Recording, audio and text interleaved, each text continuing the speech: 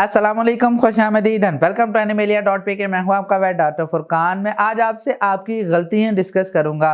अगर आप अपने डॉग या पपी को वॉक करवाने के लिए लेकर जाते हैं तो आप उस दरमियान में कौन कौन सी गलतियां करते हैं जो कि आपको नहीं करनी चाहिए, डिटेल से डिस्कस करते हैं। और प्लीज़ चैनल सब्सक्राइब कीजिएगा, बेल आइकन दबा दीजिएगा ताकि आपको पेट हेल्थ से रिलेटेड वीडियोस मिलते रहें। चलिए शुरू करते हैं। फर्स्ट ऑफ ऑल, जो फर्स्ट गलती है वह यही है कि आप शॉर्ट लीश इस्तेमाल करते हैं। अगर आप वॉक करवाने के लिए लेकर जा रहे हैं अपने पपी या डॉग को, आपको चाहिए कि आप एटलीस्ट 7 फुट की लीश इस्तेमाल करें। जब डॉग आपका बाहर जाता है तो वो एक्साइटेड होता है बाहर जाने के लिए। वो चाहता है कि मुझे थोड़ा सा फ्रीली मूव किया जाए, मुझे कुछ ना कहा जाए, मैं जो मर्ज़ी चीज़ को स्निफ करूं, जो मर्ज़ी करूं, खेलूं कूदूं। वो चाहता है कि मुझे एक फ्री इन्वायरमेंट दिया जाए।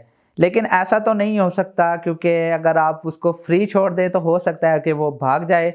तो अगर आप ऐसा नहीं करना चाहते, अगर आप चाहते हैं कि आपके डॉग को कोई मसला ना हो, तो मैं आपको सजेस्ट करूंगा कम से कम 7 फुट की इस जो लीश है वो इस्तेमाल किया करें। लेकिन ये डिपेंड करता है सिचुएशन पे कि कैसे हालात हैं। अगर आप किसी ऐसे एरिया में हैं जहाँ पर या तो ट्रैफिक ज़्यादा है या फिर भीड़ भाड़ ज़्यादा है, तो आप छोटी लीश भी इस्तेमाल कर सकते हैं। दूसरा है कि आप अपने फ़ोन पर बात करते हैं जब आप अपने डॉग को वॉक करवाने के लिए लेकर जाते हैं, तो ऐसा नहीं होना चाहिए। आपको चाहिए कि आप अपने डॉग को टाइम दें, अपने पपी को देखें, उसको ऑब्ज़र्व करें, उसके जितने भी मतलब वो उसका मुशाहिदा करें कि वो कर क्या रहा है, वो आपको देखता है या नहीं।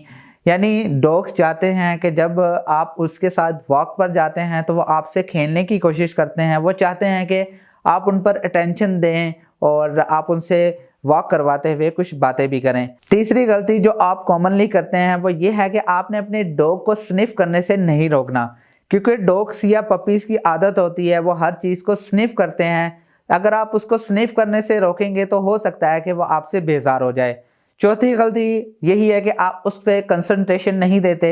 वॉक करवाते हुए उसको देखें, उसकी हरकतों को नोट करें, और अगर आप उसको फ्रीली मूव करवाते हैं तो उस टाइम भी देखें और फिज़िकल एग्ज़ाम करें कि उसको कोई मसला तो नहीं है, उसको कोई ऐसी कोई अबनॉर्मेलिटी नहीं आ रही। इससे आप ये भी डायग्नोज कर सकते हैं कि हो सकता है कि अगर उसमें कोई मसला चल रहा है तो आप उसको देख भी सकते हैं।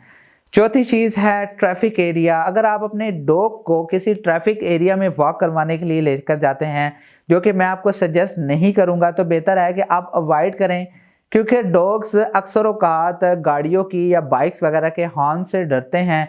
अगर आप किसी ऐसे एरिया में लेकर जाएंगे तो हो सकता है कि आपका एनिमल स्ट्रेस में चला जाए, क्योंकि डरने की वजह से या गाड़ी की आवाज़ की वजह से वो डरेंगे, स्ट्रेस में जा सकते हैं। वो हो सकता है कि बाहर जाने से भी डर जाएं। इसके अलावा छठी गलती जो आप करते हैं कि आप अपने डॉग को हमेशा एक ही रूट पर वॉक करवाने के लिए लेकर जाते हैं। अब आप डेली बेसिस पे तो नहीं अपनी रूटीन को तब्दील कर सकते, अपने रूट को तब्दील नहीं कर सकते। अगर आप डेली बेसिस पे रूट नहीं तब्दील कर सकते तो एटलीस्ट 7 से 10 दिन के बाद अपने रूट को तब्दील करें और अपने डॉग को नई नई जगह पर लेकर जाएं ताकि वो उस जगह से खुश हो, क्योंकि डॉग्स भी नई नई जगह पर जाने के बाद खुश होते हैं, वो एक्साइटेड होते हैं नई जगह देखने के बाद। मैं उम्मीद करता हूं कि आप ये कॉमन गलतियां नहीं करेंगे। एक छोटी सी वीडियो थी लेकिन ज़रूरी थी, क्योंकि आपके एनिमल को स्ट्रेस फ्री रखने के लिए ये ज़रूरी होता है ताकि आपके एनिमल को कोई मसला ना हो। मैं उम्मीद करता हूं कि आपको वीडियो पसंद आई होगी। अगर पसंद आई है तो प्लीज़ लाइक कीजिए, शेयर कीजिए और प्लीज़ इस चैनल को ज़रूर सब्सक्राइब कीजिएगा। नेक्स्ट वीडियो में मिलते हैं। खुदा हाफिज़।